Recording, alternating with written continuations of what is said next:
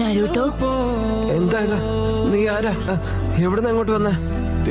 അല്ല, നിനക്ക് എങ്ങനെ എന്റെ പേര് അറിഞ്ഞത്? അത് ശരി, നിനക്കിപ്പോഴും മനസ്സിലായിട്ടില്ല. എന്നാലും നീ ഒന്ന് ഊഹിച്ചു നോക്ക് ഞാൻ ആരാണെന്ന്. നരുട്ടോ, എന്താ നിനക്ക് പിടികിട്ടിയോ? മനസ്സിലായി, നീ നൈൻറ്റേഴ്സിന്റെ യഥാർത്ഥ രൂപമല്ലേ? ആ മിനാട്ടോ എന്നെ കുറിച്ചൊന്നും പറഞ്ഞിരുന്നില്ലേ? വല്ലാത്ത കഷ്ടം തന്നെ. എന്നാ ശരി, ഞാൻ തന്നെ പറയാം. ഞാൻ നിന്റെ